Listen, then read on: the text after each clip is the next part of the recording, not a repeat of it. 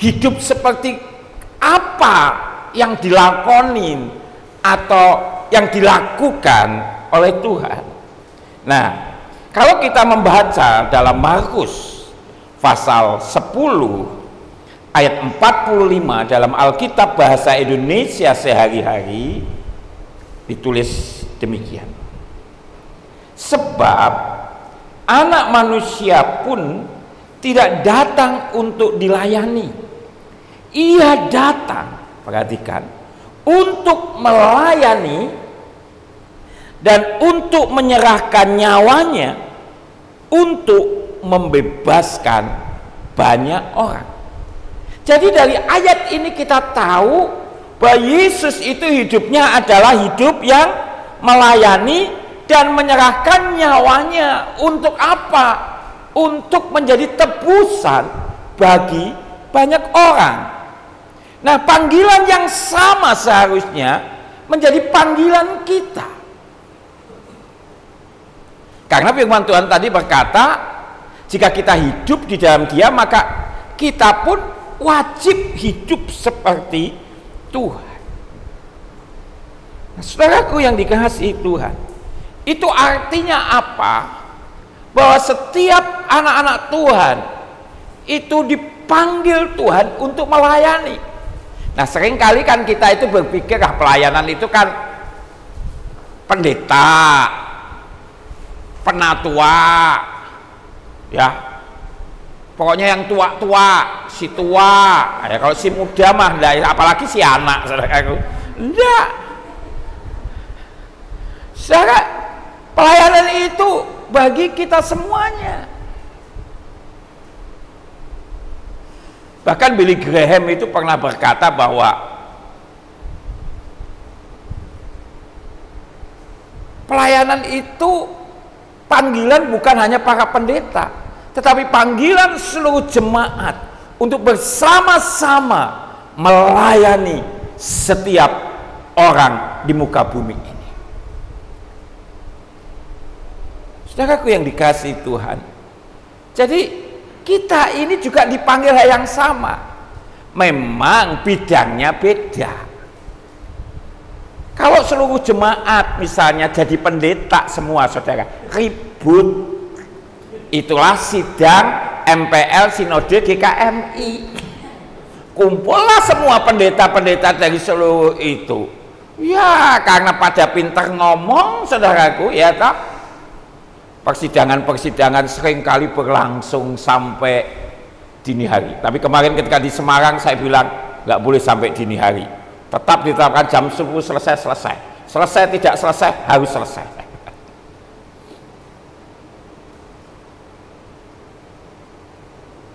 Karena ada sebuah ungkapan. Kalau satu pendeta hadir, ini juga aja saudara. Satu pendeta hadir di antara 10 orang begitu, ya toh, dia jadi berkat. Tapi kalau 10-10-nya jadi pendeta, pada tengkaran, saudara.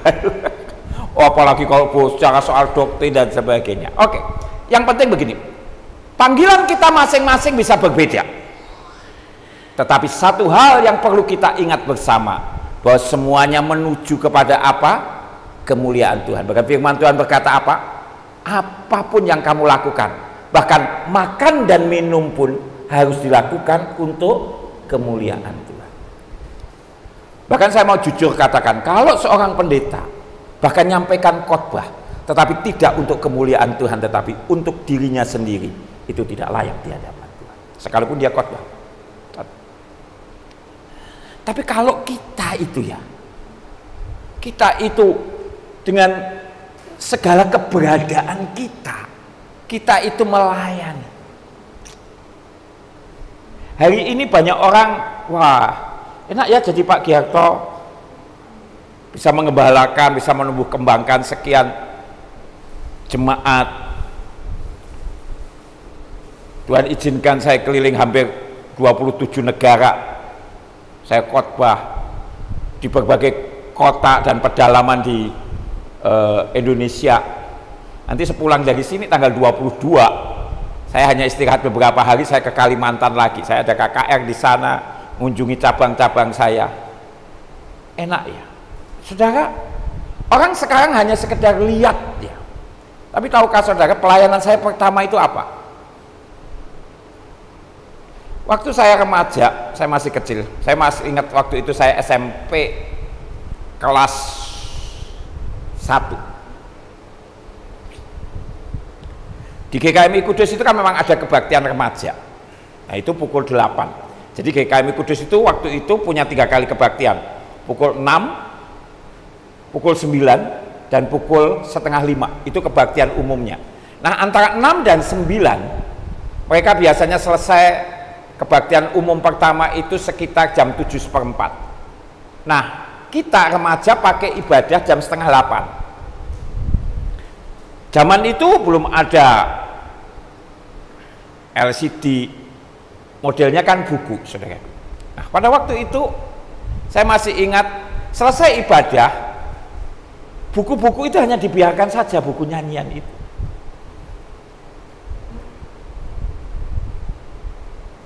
Lalu waktu itu saya masih kecil, kurus, kering begitu saudaraku ya kan. Sekarang sih bergerak dan berdampak ya ke kanan ke kiri. Ya sesuai temanya ini saudaraku ya. Saya, loh, kok tidak diambilin ya? Nah, mereka mengharapkan koster gereja itu penjaga gereja, itu untuk ngambilin gitu. Tapi karena koster gereja juga sibuk, saudaraku, jadi ya dibiarkan begitu, tanpa ada yang menyuruh. Saya lah yang pertama kali ngumpulin itu buku-buku, dan cukup banyak waktu itu karena jumlah remaja itu pada waktu itu sekitar 60 atau 70. Saya ngumpulin pertama kali. Saya kumpulin, saya masukkan lemari. Nggak ada yang nyuruh. Dan tidak ada yang juga memberi apresiasi. Termasuk koster gereja. Kan saya sudah membantu pekerjaannya. Tapi dia tidak ngomong, terima kasih ya kamu sudah baik sekali membantu. Hanya pujian dari koster gereja aja tidak didapat, apalagi dari pendetanya, saudara. Bagi saya tidak ada masalah. Bagi saya, itulah panggilan saya. Dan itu saya lakukan minggu demi minggu, bulan demi bulan, tidak ada yang nyuruh, tidak ada yang ngucapin terima kasih. Saya pikir, oh mungkin lupa. Minggu depan juga sama. Akhirnya saya memang tidak usah ngucapin terima kasih dari manusia, kan, nerima ya sudah. Tapi dari situ Tuhan itu lihat hati saya. Saya tidak pernah menyangka sampai ke satu titik di sini.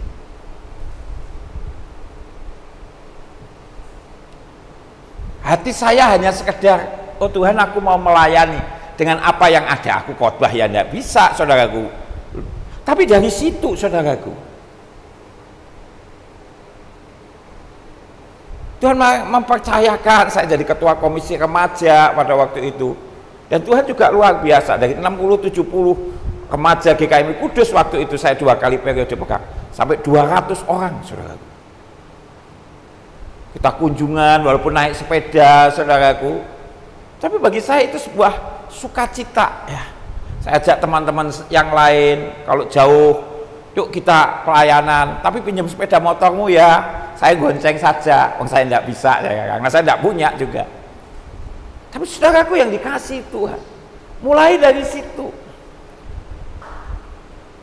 Beberapa orang tua mulai lihat, saya malah selalu jadi pemimpin doa pagi. Khotbah loh saudara, masih SMA. Saya tidak sekolah teologi ya saudaraku. Jadi saya ini bahannya apa ya? Habis yang mau, yang bisa tidak mau, bagaimana?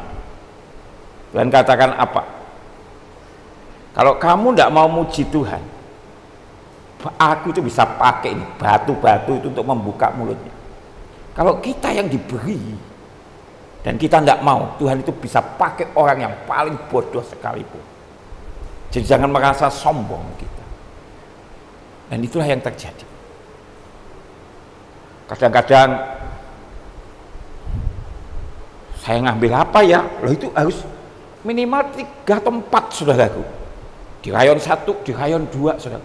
Karena mungkin pagi-pagi ya orang nggak ada yang mau, saya naik sepeda saya dingin-dingin. Oh habis begitu langsung pulang, ganti seragam sekolah, kembali ke sekolah.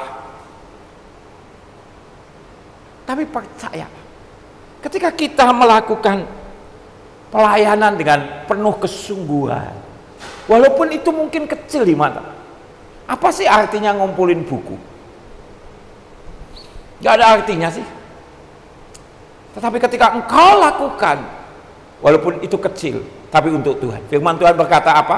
Kalau engkau setia dalam perkara-perkara yang kecil, maka aku akan memberikan kepadamu apa? Perkara-perkara yang besar. Sesimpel itulah.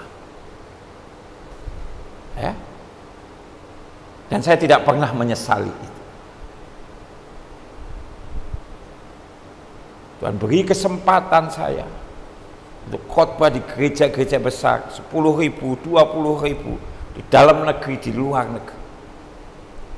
Bahkan di pedalaman, ada banyak orang kadang-kadang kalau lihat saya itu, ada satu teman, Pak boleh enggak ngundang Bapak? Loh kenapa enggak boleh? Gereja kami kecil Pak, di desa Pak. Saya lalu bilang, begini loh ya, aku itu enggak pernah memperhatikan itu. Yang penting, aku itu enggak pernah lihat jumlah. Yang penting adalah, yang selalu aku minta, hadirat Tuhan ada di situ. Berapapun jumlahnya, kalau hadirat Tuhan di situ, selalu ada mukjizat Tuhan, selalu ada pertolongan Tuhan, selalu ada kuasa Tuhan yang dinyatakan secara ajaib dan luar biasa. Saudaraku yang dikasihi Tuhan, jadi punyailah sebuah pelayanan yang berdampak. Dan kalau kita belajar dari pendiri gereja Pak T. Simtat, itu ada satu ayat yang luar biasa yang menjadi pegangan bagi dia. Dalam setiap pelayanan dia berpegang pada ini. Matius 10 ayat 8. Kamu telah memperolehnya dengan cuma-cuma, karena itu berikanlah pula dengan cuma-cuma. Kita telah menerima keselamatan dengan cuma-cuma. Kita telah menerima anugerah Tuhan dengan cuma-cuma. Kita telah menerima berkat Tuhan juga dengan cuma-cuma. Ya memang ada kerja keras kita. Tetapi kalau bukan Tuhan yang memberkati, tidak pernah akan bisa. Ya kan? Buat apa penjaga berjaga-jaga kalau Tuhan tidak menjaga dan melindungi? Buat apa orang bangun pagi-pagi? Karena Tuhan memberkati orang ketika sedang tidur. Tapi ya bukan berarti, wah kalau begitu saya tak tidur terus. Ya maka firman Tuhan akan berkata, ketika engkau malas, maka kemalasan itu akan seperti perampok yang menghabisi dirimu. Dan kita harus belajar pada semut. Tetapi artinya apa? Ayat-ayat itu sedang berbicara sebetulnya bahwa segala sumber berkat, segala sumber sesuatu, bahkan sumber kehidupan itu asalnya dari Tuhan. Kamu telah menerimanya dengan cuma-cuma, maka berikanlah pula dengan cuma-cuma.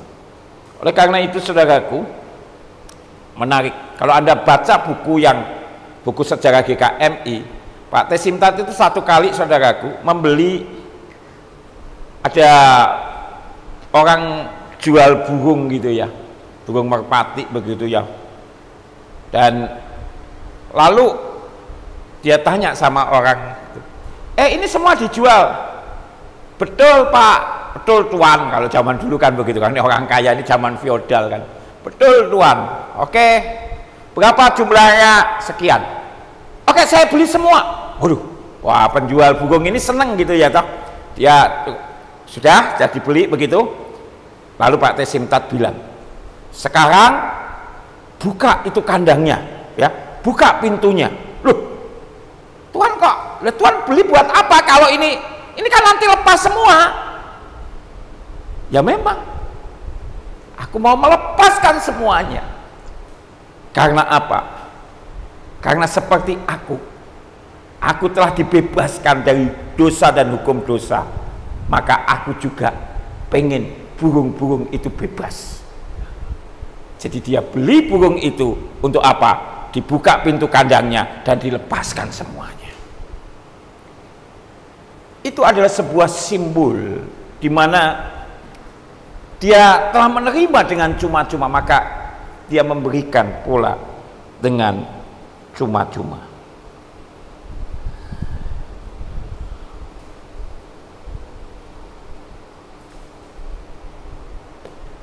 Yang ketiga adalah persembahan yang memberi dampak. Persembahan yang memberi dampak. Pak T. Simtat itu, saudaraku, orang yang kaya, tetapi dia kaya bukan untuk dirinya sendiri. Dia memberikan untuk pekerjaan Tuhan. Nah, ini seseorang yang luar biasa. Dan persembahan yang memberi dampak itu harus ada dua, yaitu kuantitas dan kualitas. Kalau kita bicara tentang kuantitas, dalam 2 Korintus 9 ayat 6, kuantitas itu, saudaraku, tentang jumlah, berapa banyak. Camkanlah ini, orang yang menabur sedikit akan menuai sedikit juga, dan orang yang menabur banyak akan menuai banyak juga. Nah, tapi sekarang banyak orang itu kebalik. Banyak orang naburnya sedikit, pengen nuainya banyak. Ya mana ada, saudara, bahkan tidak menabur tapi menuai, mana ada? Ya nggak ada. Hukum alam itu terjadi, saudara. Barang siapa menabur sedikit, dia akan menuai sedikit. Barang siapa menabur banyak, juga akan menuai banyak juga. Nah, saya harap kita tidak terbingungkan dengan banyak itu jumlah tertentu, ya, karena begini, itu kan tergantung daripada bagaimana persentase dalam hidup kita. Kenapa Tuhan itu memuji janda miskin? Karena itu adalah 100% dari segala penghasilannya, segala sesuatu yang dia punyai.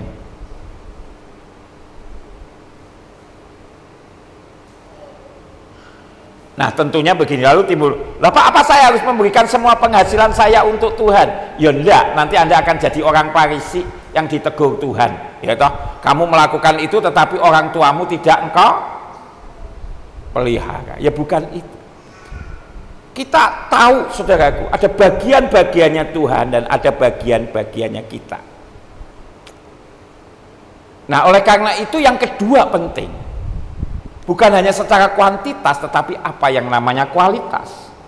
Dalam kualitas, kalau kita membaca dalam 2 Korintus 9 ayat yang ke-7, jadi ayat yang sama sebetulnya bicara tentang dua hal. Perhatikan, ayat ini bicara dua hal. Hendaklah masing-masing memberikan menurut kerelaan hatinya, jangan dengan sedih hati atau karena paksaan, sebab Allah mengasihi orang yang memberi dengan sukacita. Ini bicara kualitas.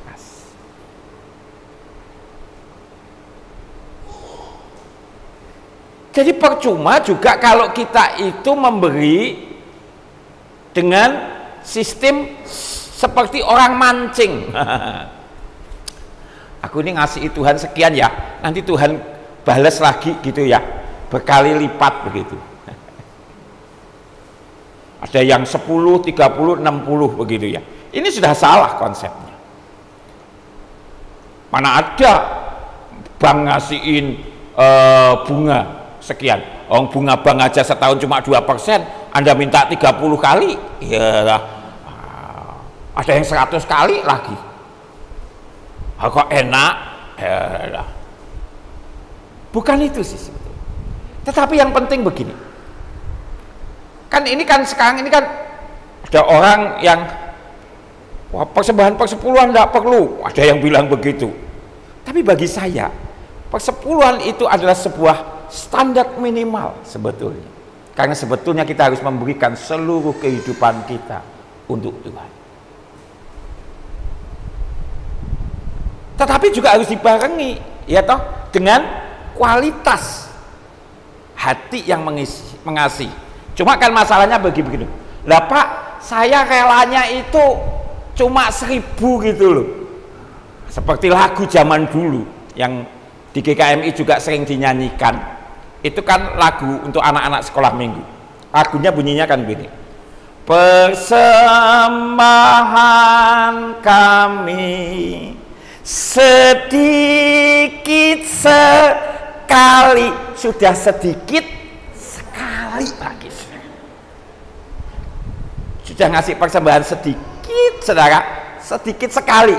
Dan yang lebih kurang ajar kalimat selanjutnya, kiranya Tuhan terimalah dengan senang hati. Sudah ngasih persembahan sedikit sekali, saudara, nyuruh Tuhan terima dengan senang hati, saudara. Oh, Pak, Tuhan kan tidak membutuhkan itu. Ya memang Tuhan tidak, tapi pekerjaan Tuhan membutuhkan itu. Dan itu sebetulnya kan sebagai sebuah respon, ya. Dan saya tidak pernah teteng aling-aling, saya katakan, ya. Dan percayalah Tuhan itu akan sanggup ya memberkati kita kalau kita itu ada dua ini, kuantitasnya dan kualitasnya, dengan hati, ya, dengan hati. Tidak dengan sedih hati atau karena paksaan, ya, harus dipaksa. Lebih baik enggak. Kalau Anda merasa hatimu terpaksa, enggak. Tapi biarlah dengan sukacita sebagai rasa syukur kita kepada Tuhan.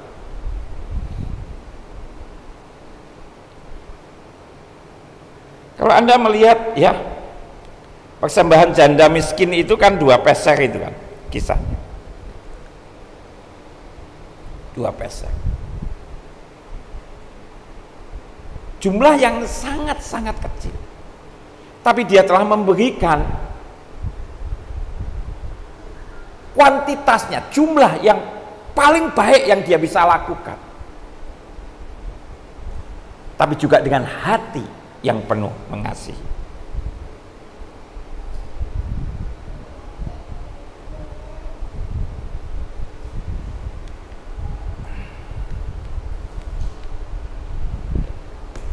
Ini uang berapa?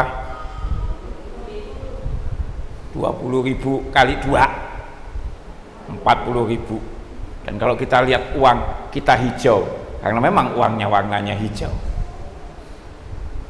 Saudaraku yang dikasihi Tuhan, saya ingin memberikan ilustrasi ini.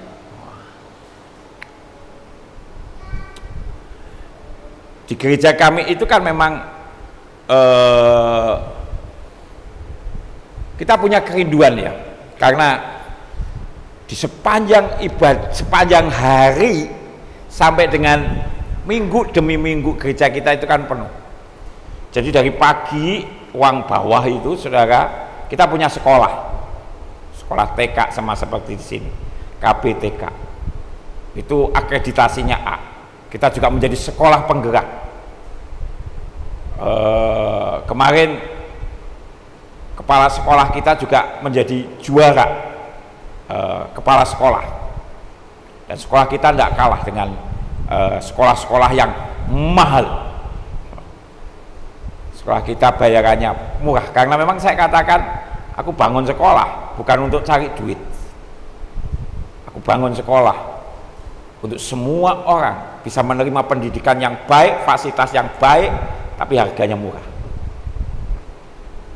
Makanya saya genjot mereka akreditasinya A, dan itu terus, itu akreditasi seperti kita jadi sekolah penggerak, dan kepala sekolah kita jadi juara. Saudaraku, itu dari pagi jam 7 sampai sekitar jam 10, jam 11. Nah, setelah itu pelayanan kita itu juga penuh, karena setelah itu ada yang namanya pusat pengembangan anak. Kita kerjasama dengan Yayasan Compassion. Bisa berlangsung 20 tahun dan kita melayani 300 anak. Dan kita didik mereka dari pada waktu itu belum lahir, masih di kandungan. Kita sudah didik orang tuanya bagaimana nutrisi yang baik, bagaimana starting yang baik, sampai mereka lulus. Usia 22 tahun itu kelulusan mereka. Jadi pelayanan kita panjang.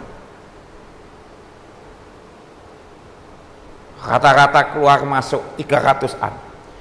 Sampai sore mulai ibadah macam-macam, rapat macam-macam, latihan macam-macam. Dan saya bilang, saatnya kita harus mulai berpikir, kita harus melebarkan. Kita sudah tidak cukup, saya katakan. Makanya kenapa ibadah kita sekarang jadi 3 kali, sudah tidak muat, saudara, tidak muat sama sekali. Kalau bicara khotbah, hamba Tuhan kita ini harus bisa khotbah 3 kali dalam seminggu, 3 kali dalam 1 minggu, hari Minggu. Belum lagi ada komisi ini, ada ini lagi, saudaraku. Tidak muat, saya bilang. Nah, saya bilang sama sinode, kan sebelahnya kita kan nomor 56, 58, sinode itu nomor 60. Tapi kita tidak bisa mengembangkan karena sinode juga sedang dibangun dan mereka sudah selesai. Mereka punya rancang bangun yang bagus. Nah, akhirnya ke sinode kan nomor 60, kita 56, 58, 54, saudaraku. Nomor 54 itu mau dijual, tapi itu lama sekali. Orangnya, ya, negonya berat, saudaraku, ya. Orangnya minta mahal. Tapi yang menarik adalah, dan itu miliatan, saudara. Sampai akhirnya ada 1 orang. Kita belum deal apapun. Tapi saya lihat ini adalah seperti awan sebesar telapak tangan. Ketika ada seorang anak remaja baru lulus. Sambil menunggu dia masuk UMPTN, dia memberi les. Dan saya sangat terharu ketika orang tuanya datang membawa uang 40.000. Dan dia berkata, ini Pak, hasil anak saya ngelesi selama 1 bulan. Dan dia ingin uang ini digunakan untuk dia memberi untuk tanah di samping gereja. Dan saudaraku yang dikasihi Tuhan, saya katakan ini awan sebesar telapak tangan. Dan saya bilang sama teman-teman, yuk, pada akhirnya deal di harga 2,5 miliar, hanya tanah saja. Saya bilang, ini sudah ditabur, dan saya katakan ini awan sebesar telapak tangan, sudah. Dan saya tidak izinkan proposal keluar dari gereja. Kita sembahyang, kita doa.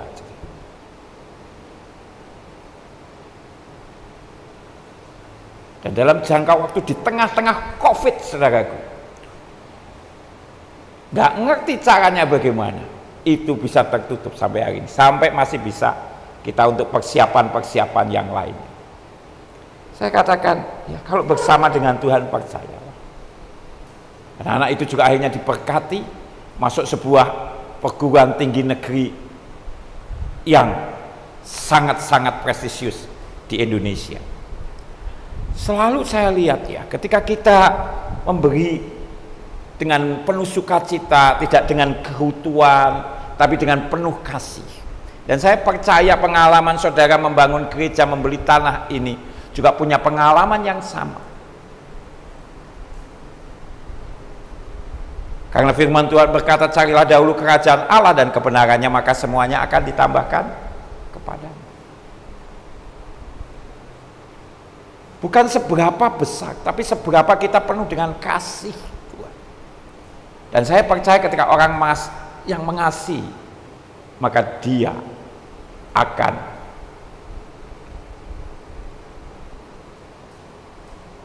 memberi yang terbaik. Yang terbaik. Beberapa tahun yang lalu, mungkin di sekitar tahun 2000-an, 2005-an begitu ya. Saya pada waktu itu punya rumah, saudara. Rumah kami itu di sebuah perumahan. Perumahan elit sih sebetulnya, tapi tidak tahu daerah kita itu banjir, waduh.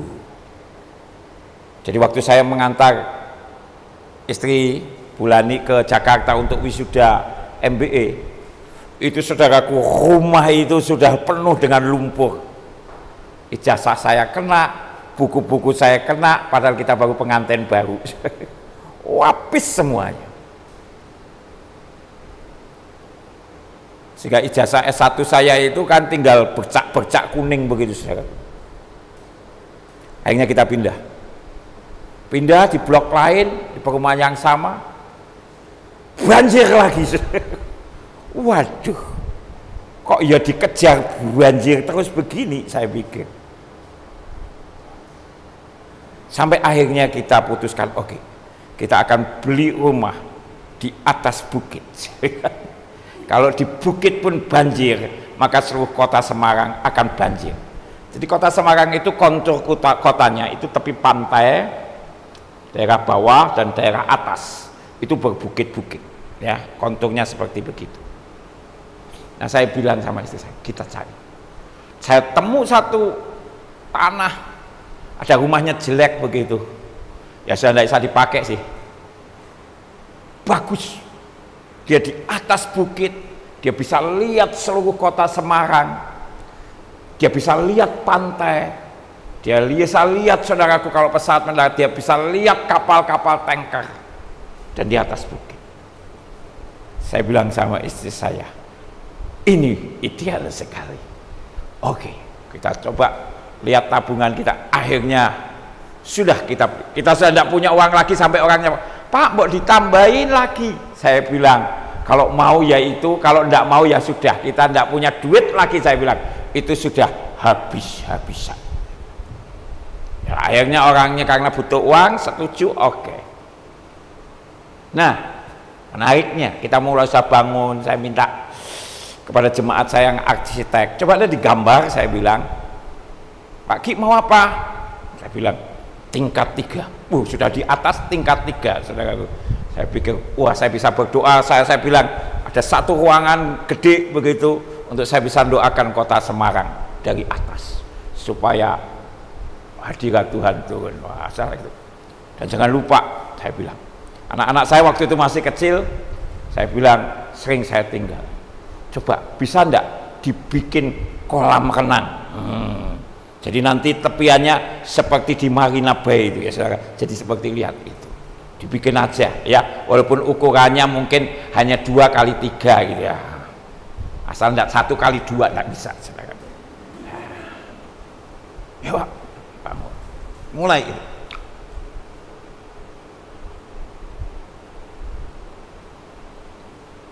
Satu kali saya pergi bersama istri saya baru pulang dari Amerika waktu itu, ngikutin tempat saya sekolah dulu yang mengajarkan tentang leadership dan evangelism, kepemimpinan dan penginjilan. Dan ini adalah sekolah dari kuliah daripada para pemimpin dunia. Jadi bukan hanya orang-orang teologi ya, ada direktur perusahaan utama, ada beberapa jenderal juga dari seluruh dunia, termasuk mantan Kasum kita dulu, sahabat saya Pak HBL Mantiri itu menjadi salah satu alumni di sekolah itu. Dia angkatan khusus kaum wanita ya. Datang dari berbagai negara. Angkatan saya 24 negara, ibu lebih banyak kelihatannya, 26 apa 27 negara. Dipilih secara selektif orang-orang yang memang punya hati untuk penginjilan dan juga untuk leadership. Tiba-tiba dia ngomong begini,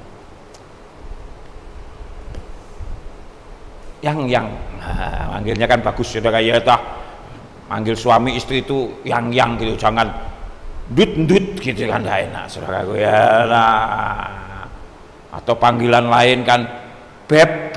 Nah, saya itu kenal panggilan beb itu di Amerika waktu itu. Orang kok manggil beb. Loh, kamu manggil bayinya siapa? Saya pikir baby kan, saudara ya. Yang dia bilang, Tuhan kok nyuruh apa? Saya bilang, kita kan punya rumah, kita mau bangun itu. Iya, saya bilang. Dan itu satu-satunya punya kita. Dia bilang, kok Tuhan ngomong ya, kita harus serahkan itu, mempersembahkan rumah yang tanah itu tepatnya itu untuk Tuhan, untuk pelebaran kerajaannya. Saya tidak langsung jawab, saya terus terang saya seperti disambar petir. Karena apa? Itu rumah satu-satunya. Kalau saya punya 2, 3 saya tidak masalah, punya 5 pun apalagi, ya kan. Kalau hanya punya 1, dan saya merasakan pergumulan seperti pergumulan Abraham, hanya punya anak satu-satunya dan Tuhan berkata persembahkanlah untuk aku. Saya bilang sama dia, aku butuh waktu ya, saya mau butuh waktu, saya mau dengar apa Tuhan ngomong. Ya tidak apa-apa, saya juga tidak maksa, itu terserah, kan kepala keluarga Anda. Saya gumulkan dan akhirnya Tuhan berkata ya, ya sudah. Tapi saya juga tidak mau anak saya kepahitan. Saya panggil waktu itu Theo, yang anak saya pertama, yang sekarang sudah dewasa ya, saya panggil waktu itu, begini, ini kita mau persembahkan, jadi kamu tidak bisa punya kolam renang lagi loh ya. Saya bilang ya, kita sudah janji sama dia, tidak bisa. Doa dulu, saya bilang, doa. Dan akhirnya dia pun doa, dan akhirnya dia berkata, nggak apa-apa, setuju papa mama, oke, saya kasih sertifikatnya. Gereja geger, saudara. Nah ini pendeta itu harusnya dikasih rumah, sekarang malah pendetanya yang ngasih rumah. Tapi saya katakan tidak apa-apa, wong ini memang dari Tuhan. Lah Pak Ki Harto bagaimana, tinggal di mana? Ya sudah, nanti saya tak bicara dulu sama mama mertua saya, dan mama mertua saya bagus. Jadi selama beberapa tahun kita tinggal di perumahan PMI. PMI itu adalah Pondok Mertua Indah. Dan mama mertua saya bulan ini orang yang baik sekali, orang yang hatinya mencintai Tuhan. Bahkan dia dalam keadaan sakit, juga dalam keadaan menghadapi kesakitan yang luar biasa, itu masih bisa ngomong begini, jangan lupa ya, itu tuh loh GKMI yang itu atau gereja itu perlu dibantu, mami sudah siapkan itu uangnya ya, jadi jangan lupa. Itu di tengah-tengah dia sakit, dia masih ngomong begitu. Dan saya bilang sama dia waktu itu, mami, sementara kita ini ya, karena kita mau persembahkan itu untuk Tuhan, ya enggak apa-apa, mami ya baik ya, dia percaya gitu ya, walaupun anaknya dan cucunya belum punya rumah, saudaraku ya. Tapi itulah saya katakan, jadi akhirnya kita serahkan semua. Tapi Tuhan itu apakah Tuhan yang meninggalkan kita? Tidak. Tuhan adalah Tuhan yang baik. Dan saya percaya Tuhan itu terus memproses kita. Saya masih ingat waktu itu, di satu kali saya punya mobil, saudaraku, mobil Toyota Crown. Itu mobil gede, dan saya senang mobil yang gede karena itu kalau jalan seperti kapal, 3000 cc, saudaraku. Ya jangan tanya bensinnya ya, kalau sudah 3000 cc. Tapi itu mobil, saudaraku, itu mobil hamba Tuhan sungguh. Kenapa saya katakan itu mobil hamba Tuhan? Karena seringkali, saudara, dan waktu itu ternyata terbukti, saya starter, saudaraku, cetak gitu kan. Itu yang terjadi apa? Seringkali cetak gitu, cetak lagi, nah baru kalau saya berdoa, Tuhan berilah belas kasihan-Mu supaya mobil ini kembali nyala. Anda masih ingat kalau Anda nonton film Jesus Revolution, itu ada hal yang sama semacam itu ya. Kalau saya berdoa, Tuhan tolong nyala dalam nama Yesus, cetak, jeng, saudara, itu mobil hamba Tuhan, saudara ya, sukanya doa. Tapi hari itu momen yang istimewa bagi saya, karena untuk pertama kalinya, karena banyak orang senang dengar suara Tuhan. Saya sih ya, suara Tuhan itu bisa didengar macam-macam, bisa audible, bisa melalui suara hati, bisa melalui suara firman, bisa melalui suara macam-macam. Tapi kalau suara setan banyak orang belum dengar. Tapi saya waktu itu dengar suara setan. Ketika mobil saya starter, saudara, ngek lagi, saudaraku ya. Tiba-tiba setan bicara. Bodoh kamu, saya pikir. Siapa? Bodoh kamu, Ki Harto. Jadi kalau setan ngomong itu kasar, kalau Tuhan ngomong itu lembut. Anakku, ya kan begitu. Ya. Tapi kalau setan enggak, bodoh kamu, Ki Harto. Saya kaget. Lalu dia ngomong, kamu orang yang paling bodoh. Kenapa kamu berikan tanahmu untuk rumahmu itu? Kamu bodoh. Seharusnya kamu jual saja dan kamu bisa beli mobil baru. Dan saya masih ingat itu Kijang Innova pertama kalinya keluar. Dan rupanya setan itu tahu pengetahuan otomotif, karena dia bilang, kamu nak beli itu, kamu bisa beli itu, Kijang Innova. Wih, tak pikir ini setan hebat sekali, saudaraku, ngerti pengetahuan otomotif, saudaraku. Tapi tidak disebut waktu itu Isuzu diesel, enggak, saudaraku. Bodoh kamu. Kamu kan akan dihormati. Wow, ini hamba Tuhan yang diberkati Tuhan, mobilnya baru, keluaran baru, begitu. Tapi saya katakan, ya seringkali kan godaan itu begitu. Kita sedang menghadapi situasi yang berat dan godaannya masuk di situ. Lalu saya katakan, saya usir dalam nama Tuhan Yesus. Sudah, aku tidak mau peduli. Aku sudah berikan untuk Tuhan dan itu bukan hakku lagi. Sudah, mobil ini tetap jadi mobil hamba Tuhan, saya katakan ya. Berdoa, setelah saya usir setan, saya doa. Ngeng lagi, saudara. Lain kali ya gitu lagi. Tidak selang waktu lama, beberapa bulan lagi saya khotbah di satu kota. Saya nginep di rumah teman saya. Saya sudah baik, saya puluhan tahun kenal dengan dia. Ya biasa-biasa saja. Tapi di malam itu menjelang saya pulang besoknya, dia berkata begini, Pak Ki Harto pulang besok naik apa? Saya besok pulang naik kereta, saya katakan. Oke, cancel Pak. Loh, kenapa di cancel?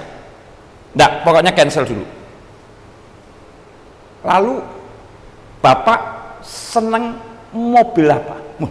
Nah, saya ngomong aja, ditanyai wong seneng kok, iya toh. Kalau saya tanyai seneng makan apa, duren atau mangga, yang ngomong aja toh, ya saya tidak jawab. Saya sebut satu merek, saya seneng ini. Oke, jadi besok ini kaitannya dengan ini, Bapak nggak boleh pulang, batalkan, nanti saya belikan tiket pesawat pulang, karena besok Bapak saya ajak. Untuk apa? Untuk, pokoknya ya besok aja. Ya, dia bilang nggak mau terang ya. Untuk apa Pak? Besok aja. Pagi-pagi saudara, kita sudah berangkat. Ternyata dia pergi, saudara, ke satu showroom dan dia urus hanya 5 menit begitu. Lalu dia serahkan kuncinya. Hanya 1 tahun, mobil itu baru ya, baru setahun kurang sedikit. Dia bilang, lah Pak, ini untuk siapa? Ini untuk Bapak. Loh, saya bilang, lah, saya kaget saudaraku ya. Tapi Bapak tidak usah ngendarai mobil ini, tetap Bapak naik pesawat biar nanti diangkut oleh truk ya, oleh towing gitu. Saya tidak pernah nyangka dan saya tidak pernah itu, tapi Tuhan itu ngerti gitu. Saya seneng kan, sudah ya, Tuhan berarti menjawab doa saya ya toh. Jadi mobil saya bukan lagi mobil yang suka berdoa sekarang ya kan. Sukanya jreng ya. Tapi ya tetap suka berdoa karena saya berdoakan terus. Tapi menarik sekali. Apakah itu hanya sekali? Enggak. Beberapa bulan kemudian saya diundang teman saya, dia bilang begini, Pak Giarto bisa mampir enggak ke rumah, ke kantor tepatnya? Oke, saya bilang, kapan? Kan. Tapi jangan lupa ya, ajak Bulani ya. Ya wes, saya ajak istri saya ya. Kita masuk ngobrol ya biasa aja, kita itu ngobrol. Wong saya ini orangnya juga tidak terlalu apa, biasa, hahaha, hohoho, hihihi gitu ya. Saya pulang, ya sudah siang, saya pulang. Di belakang mobil saya itu ada satu mobil baru. Ya tidak baru sama sekali, tapi baru setahun juga. Dan saya tanya, ini mobilnya siapa? Saya bilang, kok baru? Saya bilang. Terus teman saya bilang, ya itu untuk Pak Giarto. Hanya makanya tak suruh bawa Bulani supaya Bapak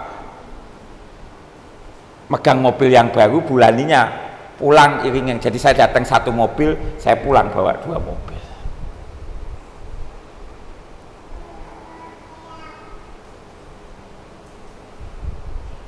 Sudah kan? Sudah.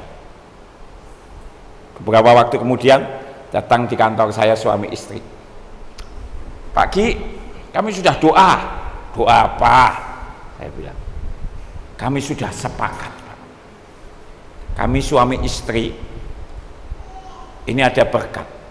Ini mobil baru Grace. Kalau yang ini Grace kita baru ambil, nanti Pak Ki lihat di showroomnya langsung diambil. Saya senang. Enggak, saya bilang, saya bilang, gini ya, aku ini sudah punya dua, saya bilang, sudah, enggak usah, saya bilang, enggak usah, kita sudah punya dua, sudah cukup, saya bilang, sudah cukup.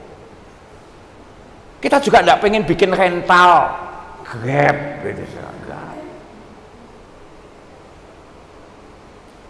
Tapi saya enggak bisa menolak ketika dia ngomong begini, Pak, kalau Bapak nolak, itu artinya Bapak nolak kami diberkati oleh Tuhan. Lah belai kan gitu, saudaraku.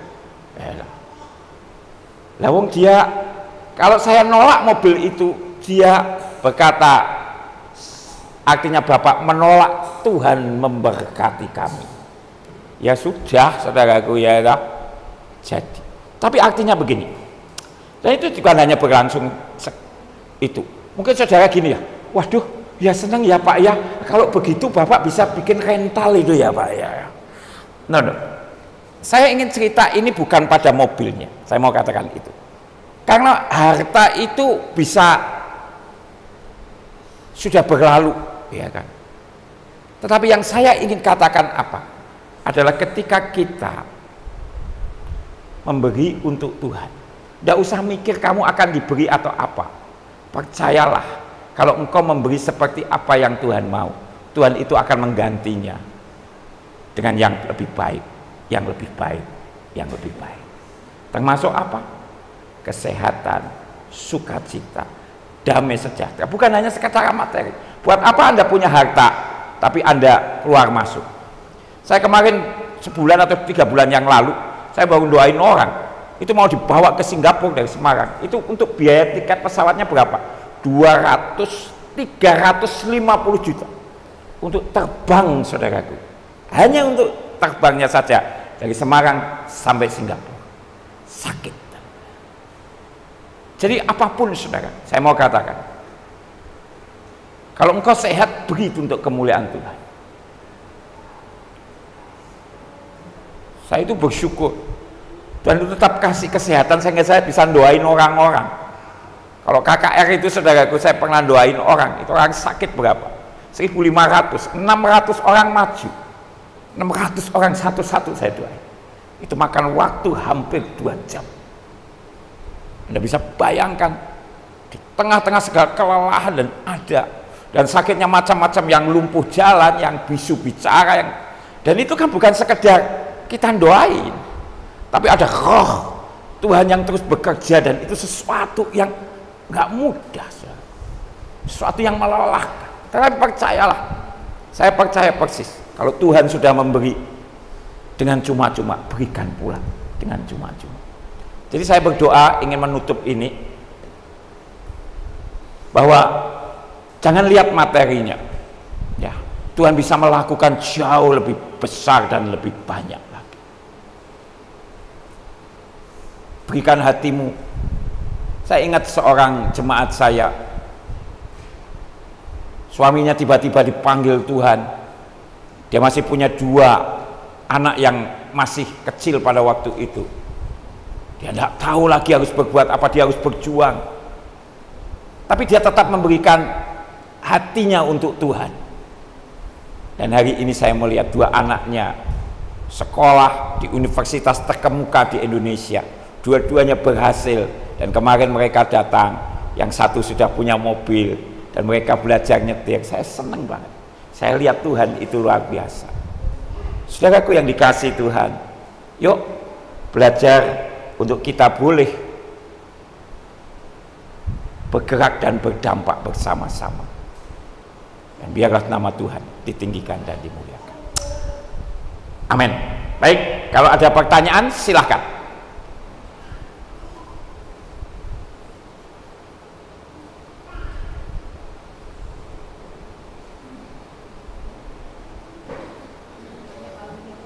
Banyak. Waduh, saya tak duduk. Oke, pertanyaan pertama. Jika seseorang sudah dewasa dalam Tuhan dan membuat kesalahan atau dosa, apakah orang tersebut masih bisa masuk kerajaan sorga? Bisa ya, bisa tidak. Ya kalau dia bertobat. Tidak, ya tidak masuk sorga. Simple. Memang orang apa saya katakan ya, orang dewasa rohaninya pun ya bisa jatuh dalam dosa. Lihat Daud itu ya kan sama. Tapi ketika Daud bertobat setelah diingatkan oleh Nabi Nathan, saudara, Daud masuk mana? Masuk surga atau masuk neraka? Iya, ya harus yakin toh, ya pasti. Tapi kalau Daud tidak bertobat, ya dah. Contohlah Yudas. Yudas masuk neraka atau masuk surga? Iya, dia tidak bertobat, malah dia hanya sekedar menyesal dan akhirnya mati bunuh diri. Ya. Petrus itu loh murid Tuhan, ya sama-sama berdosa. Orang namanya nyangkali Tuhan. No. Tapi ketika dia bertobat, ya Tuhan pulihkan, bahkan menjadi rasul yang besar, rasul yang dipakai Tuhan secara luar biasa. Ya, gitu ya jawabannya ya. Oke. Yang kedua, bagi seseorang yang belum lahir baru atau yang belum dijumpai Tuhan, apakah penyebab orang tersebut belum dijumpai Tuhan? Nah, ini juga perlu diluruskan. Artinya dijumpai Tuhan itu apa? Apakah dijumpai Tuhan secara tiba-tiba berkata, anakku yang terkasih, bangunlah, akulah Yesus Tuhan yang menyelamatkan engkau. Aku mati di atas kayu salib untuk engkau. Bangunlah nak. Bangun, bangun. Ya, kalau itu ya tidak semua orang, saya katakan ya kan, dijumpai semacam itu oleh Tuhan. Itu kasih karunia Tuhan ya. Tetapi kalau arti belum dijumpai Tuhan adalah mengenal Tuhan, nah itu lain persoalan. Bagi seseorang yang belum lahir baru atau yang belum dijumpai Tuhan, apakah penyebab orang tersebut belum dijumpai Tuhan? Ya karena dia tidak membuka hati sebetulnya. Kan sebetulnya yang harus terjadi itu adalah hati kita terbuka gitu ya. Kan firman Tuhan itu kan berkata bahwa ya bagaimana respon kita itu mendengar akan suara Tuhan, kebenaran firman Tuhan dalam hidup kita. Loh, bahkan orang yang di gereja pun itu ya, walaupun dia mendengar firman Tuhan, tapi kalau hatinya tidak terbuka ya sama saja kan sebetulnya. Jadi ya belum dijumpai Tuhan, ya bukan Tuhan tidak mau menjumpai dia, karena kalau kita mau lihat bahwa Tuhan itu ingin semua orang diselamatkan. Ya tinggal buka hati saja sebetulnya. Buka hati, percaya. Anda tentu masih ingat ya, dalam kisah Thomas gitu ya. Walaupun murid-murid yang lain itu mengatakan mereka telah bertemu dengan Yesus, Thomas tidak percaya. Walaupun Thomas itu sudah dengar firman kan, Tuhan kan sudah ngomong termasuk kepada Thomas bahwa anak manusia akan mengalami aniaya, akan mengalami kesengsaraan, akan mengalami penderitaan, bahkan dia mati di atas kayu salib, tapi pada hari yang ketiga dia akan bangkit. Itu sudah dikatakan Tuhan Yesus minimal 3 kali. Tapi karena hati Thomas tidak terbuka, dia tetap berkata, sebelum aku mencucukkan jariku ke tangan Yesus, aku belum percaya. Hatinya masih keras. Jadi kalau saya ini adalah ya soal hati. Selanjutnya, yang pertama, apakah maksud dari buah pertobatan? Apakah setiap orang yang sudah bertobat berbeda-beda buah pertobatannya? Atau adakah orang yang sudah bertobat namun tidak menghasilkan buah? Ya, kalau kita berbicara tentang buah pertobatan, ya, buah pertobatan itu adalah sebetulnya kan jiwa-jiwa. Karena kan kita dimenangkan itu ya. Pertobatan itu kan kemenangan jiwa. Anda berbalik 180 derajat. Jadi pertobatan itu berbalik 180 derajat ya, bukan 360 derajat. Kalau 360 derajat sama aja. Jadi saya itu punya teman waktu di Amerika itu, seorang pendeta dari Ghana, itu di Afrika Barat. Nah saya itu heran ketika saya kenal dia, saya cukup akrab dengan dia. Namanya pendeta Christopher. Dia lalu waktu itu kan masih zaman belum ada HP ya, masih zaman kartu nama, kalau kita tukar-tukar. Dia berikan saya kartu nama dan saya cukup heran dengan gerejanya. Karena gerejanya itu adalah namanya, saya lihat di kartu namanya, The Last Bus Stop Church. Artinya kalau di Indonesia kan gereja tempat penghentian bis terakhir. Lalu saya lalu tanya, loh apa gerejamu itu dekat terminal? Saya bilang, The Last Bus Church, The Last Bus Stop Church. Lalu dia bilang, enggak, tetapi aku ingin gerejaku itu jadi tempat penghentian bis terakhir. Karena begini, kalau misalnya saudara, ya saya tidak tahu wilayah sini, kalau saudara misalnya bis saudara itu dari mana, misalnya dari di sini terminalnya namanya apa? Amplas ya. Kalau kita mau ke mana, misalnya ke Tarutung, itu ke arah mana dari Amplas? Barat, timur, utara? Nah, lupa mata angin. Timur, oke. Katakanlah itu dari Amplas ke Tarutung ke timur, ya dah. Sampai di Tarutung, bis ini kan kembali lagi kan? Kembali lagi, ya, pulang. Dan dia itu berbalik arah 180 derajat kan, dari arahnya timur sekarang ke barat. Nah demikian juga dia ingin bahwa kalau orang itu bertobat, ya, maka dia itu berubah 180 derajat. Oh saya jadi ngerti gitu. Oke. Nah kemudian ya, buah pertobatan itu adalah buah jiwa-jiwa ya. Ya jadi kalau bicara soal jiwa ya tetap sama namanya jiwa. Atau adakah orang yang sudah bertobat namun tidak menghasilkan buah? Ya ada orang yang tidak membawa jiwa-jiwa itu. Nah kita itu harus mempunyai sebuah apa yang dimiliki oleh Yesus, yaitu yang namanya compassion. Compassion itu adalah belas kasihan. Kita itu harus mempunyai belas kasihan untuk membawa jiwa-jiwa kepada Tuhan. Itulah yang akan membuat gereja itu bertumbuh. Reinhard Bonnke, seorang penginjil KKR besar di Afrika, berkata, kalau gereja tidak mencari jiwa-jiwa yang terhilang, maka gereja itu akan menjadi gereja yang terhilang. Saya ulangi sekali lagi. Kalau gereja tidak mencari jiwa-jiwa yang terhilang, maka gereja itu akan menjadi gereja yang terhilang. Artinya apa? Ketika gereja tidak menjangkau jiwa-jiwa, maka cepat atau lambat gereja itu akan hilang dan lenyap. Dan itulah yang terjadi di dunia barat. Satu kali saya ada di negeri Belanda. Teman saya khotbah di sana. Saya diajak makan di satu restoran.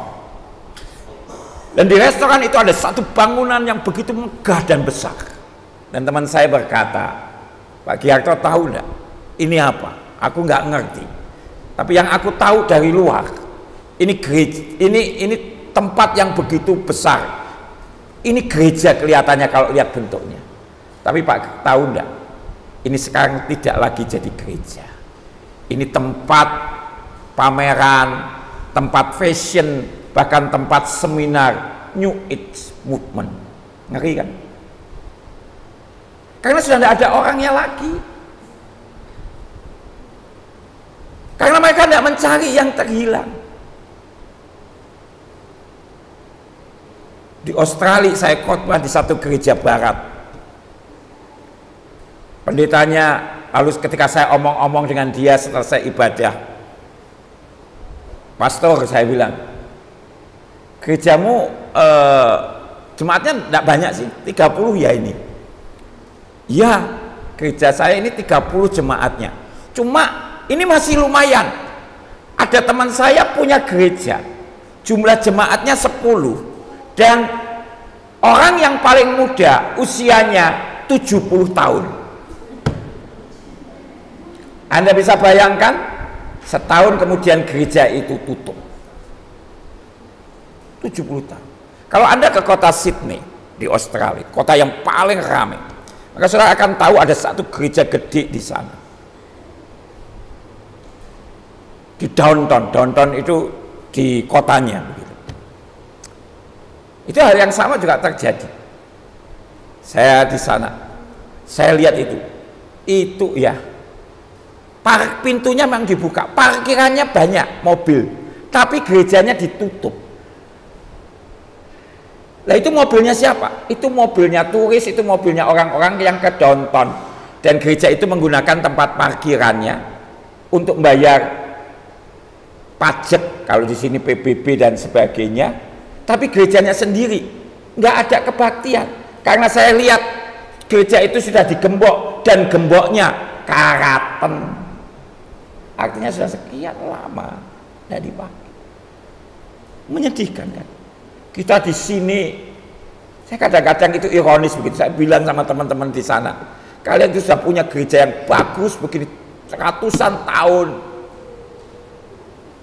tapi malahan sekarang berfungsi lain. Lah kita di Indonesia ya harus berjuang, berdarah-darah, berdoa, berlutut sampai lututnya tebel, ya kan? Air mata hanya untuk membangun sebuah gereja, itu pun terus masih dipersulit. Saya bilang, wake up, saya bilang, wake up, bangun dari tidurmu. Saudaraku yang dikasihi Tuhan, jadi itu ya, kita itu. Nah, jadi ya kalau tidak menghasilkan buah ya akan seperti itu, dan itu terjadi di dunia barat. Kedua, apakah yang menjadi tolak ukur di gereja dikatakan bertumbuh? Apakah semata-mata hanya kuantitas? Tidak. Gereja itu bertumbuh ada dua, kuantitas ya kualitas. Dan seringkali orang memisahkan. Saya percaya kalau gereja itu punya kualitas yang baik, kuantitasnya pasti banyak.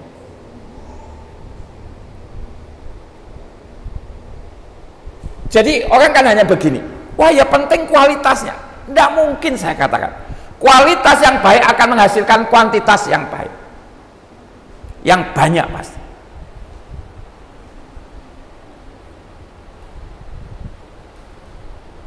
Memang bukan sekedar jumlah, harus seimbang.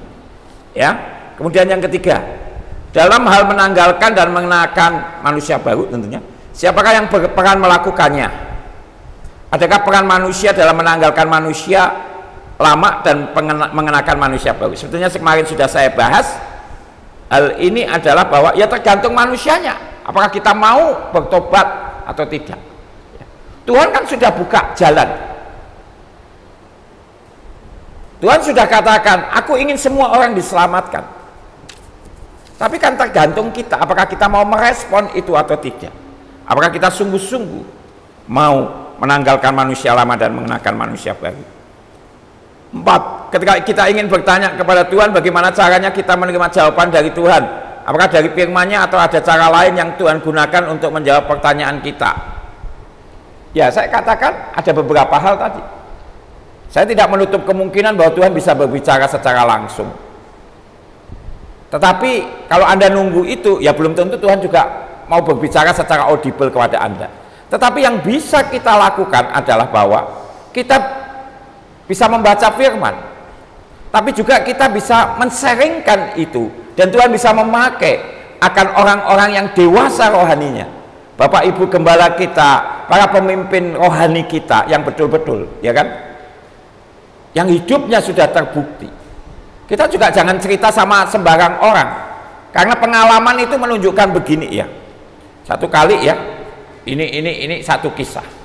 Ada satu ibu-ibu gitu datang ke rumah pendetanya. Nah, konseling. Wah, terus pulang kan. Lalu istri pendeta itu lalu bilang begini, kenapa toh Pak tadi apa yang dikonselingkan kok kelihatan dia kok nangis-nangis? Ya biasalah. Apa toh? Ya sudah. Tapi jangan cerita-cerita lo ya. Nah, Pak pendetanya pergi pelayanan. Nah di situ kebetulan ada mamahnya, ibu mertuanya Pak pendeta. Loh, tadi itu siapa toh? Kok nangis-nangis? Kenapa toh dia itu? Ya mah biasalah mah persoalan gitu. Ya kenapa toh? Gitu ya toh. Tapi betul loh mah ya, tak ceritani tapi jangan cerita-cerita. Nah, mama mertuanya pergi ibadah lansia. Ibadah lansia, lalu ada tetangganya di situ yang kebaktian lansia. Di jalan mereka ngobrol. Cik, kenapa toh? Itu saya lihat kemarin anggota gereja kita itu kok ke rumahnya, ada apa? Ya biasalah mamanya cerita begitu ya. Ya ada persoalan lah ya. Ada apa toh? Ya tak ceritani, tapi jangan cerita-cerita. Jadi akhirnya di minggu itu semua orang satu gereja tahu dan semuanya ngomong jangan cerita-cerita. Silakan. Makanya ya harus tahu. Saya itu ngomong sama jemaat saya. Kalau Anda ngomong sama saya dan Bulani, percayalah itu tidak pernah akan keluar apapun dari mulut kami. Karena bukan tidak ada gunanya sih, ya tak. Yang gunanya itu adalah kita doakan, kita tolong begitu. Ya, jadi ya hati-hati ya, hati-hati tentu kepada cerita kepada orang yang dewasa rohaninya. Nanti jangan sampai cerita-cerita. Tadi dia kelihatannya nangis-nangis, kenapa toh ngomong sama kamu? Ya ada masalah sih sebetulnya. Duh, ada masalah apa toh? Ya wis tak cerita, tapi jangan cerita-cerita lo ya. Wah itu nanti satu gereja sama semuanya. Jangan cerita-cerita. Tapi semua orang sudah ya, oke, itu ya. Jadi Tuhan bisa pakai ya, pakai. Dan yang lebih penting itu adalah punyalah kehidupan pribadi yang punya hubungan secara pribadi dengan Tuhan. Kalau saya menyebut berpengalaman bersama dengan Tuhan. Kalau Anda punya pengalaman bersama dengan Tuhan, saya yakin Anda akan pasti merasakan akan pertolongannya. Ya, yang terakhir, bagaimana kita membedakan suara Tuhan dan suara hantu? Ini goro-goro tadi cerita ini saya mestinya. Suara Tuhan, hai anakku. Atau seperti Samuel dipanggil Tuhan, bagus, bagus, bagus, Pak Bagus dipanggil. Atau suara hantu, saudara. Bagaimana membedakan suara Tuhan dan suara hantu? Kalau suara hantu, Itu Mak Lampir dari Gunung Merapi.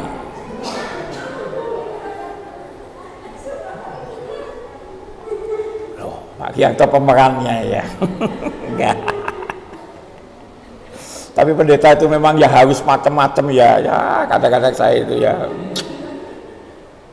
Apalagi kalau di Jawa itu ya itu ada lagu-lagu ya saya kalau nggak tahu lagunya isinya apa kan saya nggak bisa nasihati jemaat ya. Ada yang namanya rondo galak gitu ya, itu namanya janda galak, itu isinya apa gitu ya. Ya harus tahu lah kadang-kadang ya supaya bisa menasihati jemaat. Ya, bagaimana membedakannya saudara? Ya, kalau suara Tuhan itu, nah ini kan cuma kan kalau audible lagi ini kan ya kita enggak itu ya. Tapi begini, suara hantu itu jangan selalu Anda bayangkan sesuatu yang seperti Mak Lampir tadi, tiba-tiba Anda berjalan gitu terus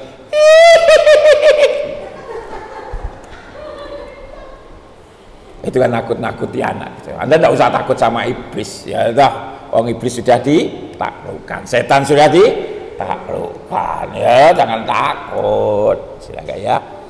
Dan kadang-kadang orang takut ya dah. Setan yang harusnya takut sama Anda. Itu kan sama seperti saudara sama tikus ya, khususnya kaum perempuan ya toh. Anda kalau ketemu tikus, yang lari tikusnya atau Anda? Yang lari siapa? Dua-duanya. Padahal seharusnya tikusnya yang harusnya lari, bukan Anda yang lari. Ya sama setan itu ya gitu, harusnya setannya yang lari karena ada Yesus di dalam dirimu, ada roh yang lebih besar di dalam dirimu ya toh, jangan lari malahan ya toh, ya diusir dalam nama Tuhan Yesus gitu ya.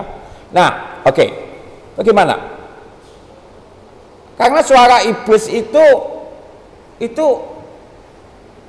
seringkali juga bisa menyamar seperti suara Tuhan. Kan firman Tuhan berkata apa? Iblis pun bisa menyamar sebagai malaikat terang. Bisa saja dia. Makanya itu saya selalu katakan ya, bagaimana kita bisa tahu ini suara Tuhan atau suara iblis? Nah, suara hantu mah itu enggak usah kalian terlalu itulah ya. Itu terlalu banyak dipengaruhi oleh film-film. Makanya saya ada satu teknik ya. Walaupun saya tidak senangkan, saya tidak menganjurkan. Kalau Anda nonton film horor, itu gampang. Bagaimana supaya Anda tidak takut sampai ketakutan seperti Mr. Bean sampai ditutupi kepalanya dengan tutupan itu? Gampang. Tutup telinga Anda pakai kapas, nanti kan tidak takut. Tidak menegangkan. Kan kalau menegangkan,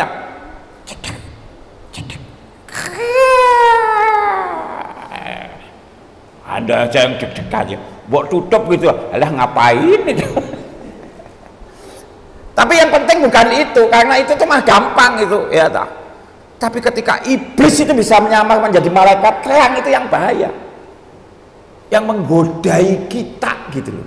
Seperti saya katakan, itu berjalan keliling di sekitar kita ya, sambil mengaum-ngaum, intimidasinya itu. Dan itu dalam bentuk-bentuk ketakutan, kekhawatiran. Besok saya akan bicara itu sebagian.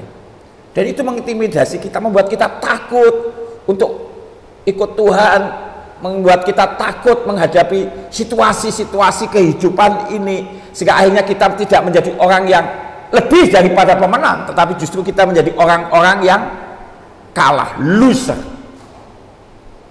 Enggak. Nah, jadi saudaraku yang dikasihi Tuhan, jadi perhatikan ya, kalau suara Tuhan itu adalah suara kebenaran firman. Makanya saya selalu katakan ya, kalau di gereja kami itu saya selalu mengajak jemaat itu membaca Alkitab yang bisa diselesaikan dari kitab Kejadian sampai Wahyu itu setahun, dan itu terus berlangsung. Kejadian, Wahyu, Kejadian sampai Wahyu, bertahun-tahun kita selesai ya kembali lagi ke Kejadian. Tapi supaya tidak bosan, tidak dibaca terus. 2 pasal di Perjanjian Lama, 1 pasal atau setengah ayat di Perjanjian Baru, 1 satu pasal di Mazmur, dan itu bisa diulangi 2 kali karena Mazmur itu 150, dan 2-3 ayat di kitab Amsal, itu setahun selesai. Saya mendidik untuk mereka itu ngerti firman, baca firman saya. Karena firman Tuhan itu kan berkata, firman-Mu itu adalah terang dan pelita bagi jalan. Nah, kalau kita nggak tahu jalan, kita bisa tersesat. Jadi kebenaran firman harus diutamakan. Saya selalu katakan, engkau akan bisa tahu itu dari Tuhan atau tidak kalau engkau punya kebenaran firman. Engkau akan mengerti bagaimana Tuhan itu berbicara. Dan Tuhan berbicara macam-macam. Bisa melalui khotbah, bisa melalui sharing dengan teman, bisa melalui juga Anda mungkin sedang mendengarkan radio, atau Anda membaca sebuah buku rohani dan sebagainya. Tuhan bisa gunakan berbagai cara. Tuhan tidak pernah pakai satu cara, karena Dia itu adalah Allah yang kreatif, super kreatif bahkan, sehingga kita bisa mengerti dari berbagai hal. Oke, begitu ya Bapak Ibu, sudah semuanya saya jawab. Ada 7 pertanyaan hari ini, dan saya terima kasih saudara. Saya harap ini juga memberkati Bapak Ibu saudara sekalian ya, walaupun mundur setengah jam ya. Jangan tanya lagi ya, nanti tanyanya nanti sama Bu Lidiana lebih jelas, lebih itu ya. Saya yakin hamba Tuhan di sini, Pak Bu Lidiana, Pak Barus adalah hamba-hamba Tuhan yang dipakai Tuhan secara luar biasa untuk kemuliaan namanya. Dan terus belajar ya, terus belajar juga ya dengan Tuhan. Yang penting itu, hamba Tuhan itu sebetulnya kan tugasnya itu kan begini, mempersiapkan mempelai Kristus. Itu sebetulnya mempersiapkan mempelai Kristus untuk nanti dalam pesta perjamuan kawin anak domba Allah ya. Oke, terima kasih.